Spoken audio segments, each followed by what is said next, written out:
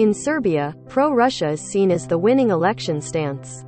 Serbia's pro-Russia president is expected to extend his almost 10-year grip on power when the Balkan country holds national elections on Sunday. 3:16. Belgrade, Serbia. Serbian President Aleksandar Vučić, who has fostered close ties with Russia and refused to impose sanctions against Moscow for its invasion of Ukraine, is expected to extend his almost 10-year grip on power in the Balkan country when it holds national elections on Sunday.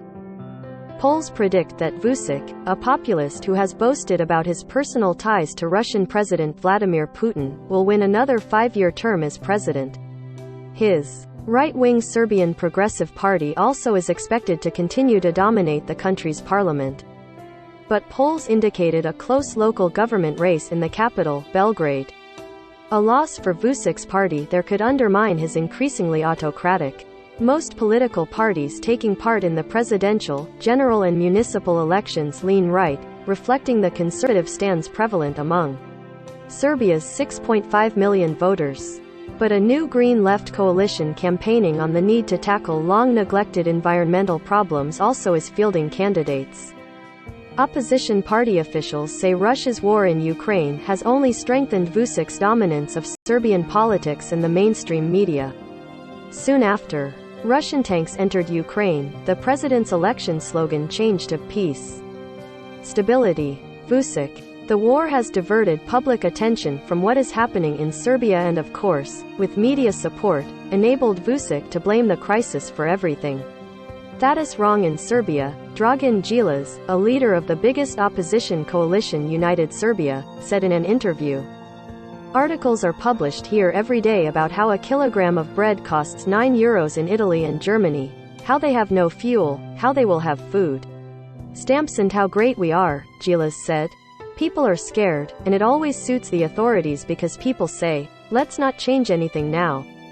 Serbia, a traditional Russian ally, has rejected calls from the European Union and the United States to join in sanctions against Moscow, citing national interests. The country's representative to the United Nations did vote in favor of a resolution condemning Moscow's attack on Ukraine as a violation of international law. Despite the Serbian government saying it is seeking EU membership, Vučić and his allies have refrained from condemning Russia over the invasion, a possible sign they want to avoid alienating pro-Russia voters ahead of Sunday's election.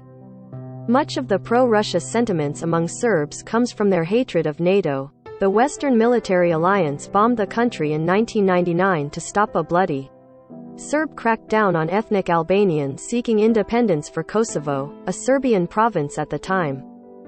Former Serbian Foreign Minister Ivica Dačić said that imposing sanctions on Russia would be tantamount to political suicide, because Moscow has blocked UN membership for Kosovo, which declared independence in 2008. If we are ready to give up Kosovo, then we can impose sanctions on Russia, Dačić said. But if we are not ready, then we cannot. Thousands of people in Serbia have turned out for pro-Putin rallies during the 5-week invasion, waving Russian flags and displaying the letter Z, a symbol seen on Russian military vehicles in Ukraine. The support for Moscow makes Serbia somewhat of an outlier in Europe.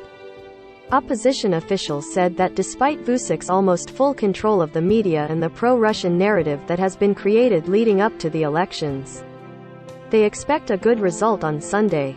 As far as we are concerned, the situation in Ukraine was very clear. It is about Russian aggression, and we immediately condemned it. Dobrica Veselinovic, who is running for mayor of Belgrade as the candidate of the environmentalist We Must coalition.